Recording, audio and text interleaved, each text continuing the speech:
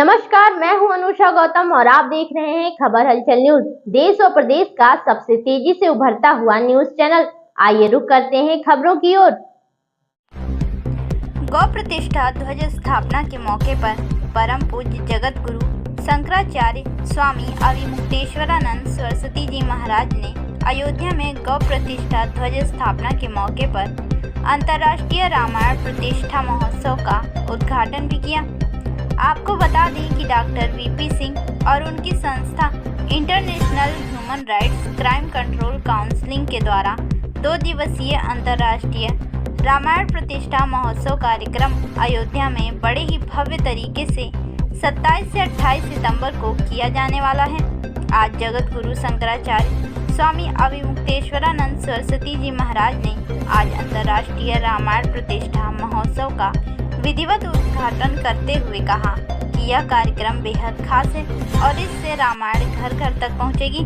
यानी रामायण का संदेश, उसकी शिक्षाएं लोगों को न सिर्फ प्रेरित करेंगी बल्कि लोगों तक भी पहुंचेंगी। उन्होंने कहा कि हम डॉक्टर वीपी सिंह का साधुवाद करते हैं कि वह इस तरह का आयोजन अयोध्या में कर रहे हैं। इस कार्यक्रम के उद्घाटन के मौके पर शंकराचार्य जी के अलावा स्वामी हंसराज जी, गुरु माँ कंचन गिरी जी, एडवोकेट आरवी मेहता, अनिल श्रीवास्तव, घनश्याम यादव, अजय दुबे, प्रमोद पांडे, अजय क्रांतिकारी, दिनेश त्रिपाठी, स्नेहलता श्रीवास्तव, अनुज श्रीवास्तव सहित कई लोग उपस्थित रहे। मंदिरों की जो चढ़ोतरी है उससे सबसे पहला काम भगवान की राग गौ पूजा का होना चाहिए।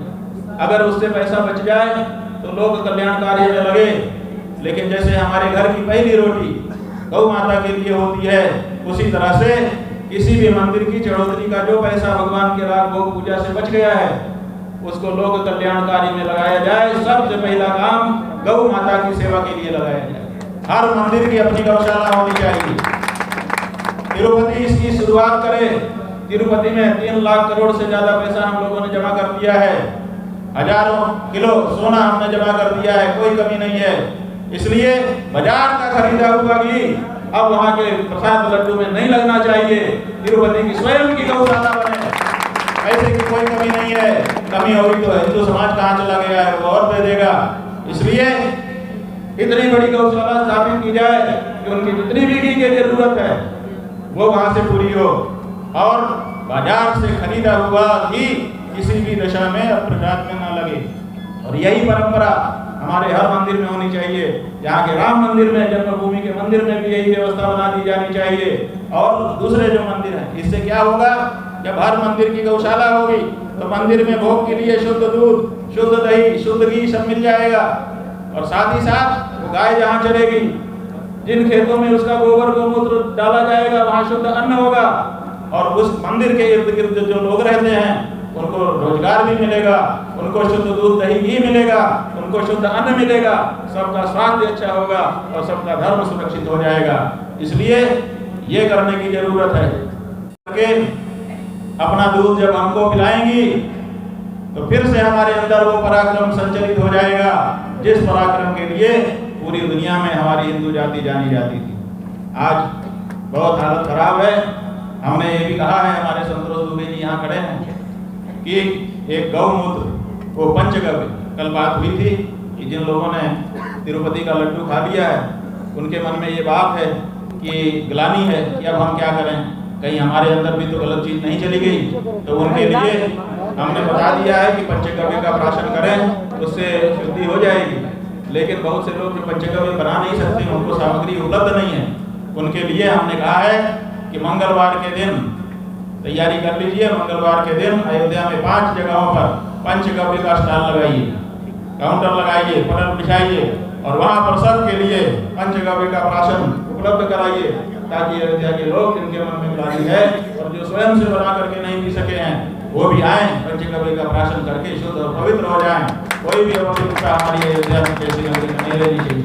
जब यहाँ आप ये करेंगे तो इसी को देख करके दूसरे शहरों में भी ये उपक्रम चलेगा और पूरा देश इस तरह से, जैसे आतताइयों ने, दुष्ट लोगों ने हमको अपवित्र करने की चेष्टा की है, वो अपवित्रता दूर करके फिर से हम परम पवित्र होकर के भगवान की आराधना में संलग्न हो जाएंगे। गौ सेवा ध्वज स्थापना की है, इसका उद्देश्य क्या है और क्या ऐसी जरूरत पड़ी कि इसको करना पड़ रहा है, समाज में किस तरीके से इस कार्य। भारतीय धर्म और संस्कृति को बचाना हमारा उद्देश्य है। सबसे पहली बात है कि हम धर्म को मानते हैं, हम मंदिर जाते हैं, लेकिन आप देखिए कि बहुसंख्यक लोग हैं जो शराब में और मांस में डूबे हुए हैं। खाने के लिए बहुत चीज़ें हैं, सनातन संस्कृति इसका विरोध करती है। गाय, प्राचीन काल से आप देखेंगे तो गाय को हम माता कहते थे, वृक्षों को हम लोग माता कहते थे, क्योंकि वृक्षों से हमारा जीवन चलता था। सांसें, आज सांसों पर संकट है। गाय हमारी जीवन दात्री थी, आज उनको पशु की श्रेणी में है, तो हम चाहते हैं कि पशु की श्रेणी में न रहे। हमारे गुरुदेव जी भी यही चाहते हैं, और भारतीय संस्कृति और परंपरा को विश्व के कोने कोने तक पहुंचाएं। इसके लिए हम चाहते हैं कि राम का चरित्र घर घर में स्थापित हो। राम राज्य क्या है कि राम राज्य बैठे त्रैलोका हर्षित भय गए सब शोका। कोई जो है दुखी नहीं है, सारे शोक विनष्ट हो गए, सब हर्षित हैं। अब बयरु नक्कर काहू सन कोई, राम प्रताप विषमता कोई। राम का ऐसा प्रताप है कि सब लोग समान है, विषमता कोई। और अंत में क्या कहते हैं, रहे एक संग गज पंचानन। गज मीन हाथी, पंचानन मीन शेर। जहाँ हाथी और शेर रहने की परिकल्पना थी, वहाँ आज पड़ोसी का नहीं है। ये विडंबना है, और ये विडंबना तभी समाप्त होगी जब हम घर घर में राम का चरित्र, प्रभु राम का चरित्र स्थापित करेंगे।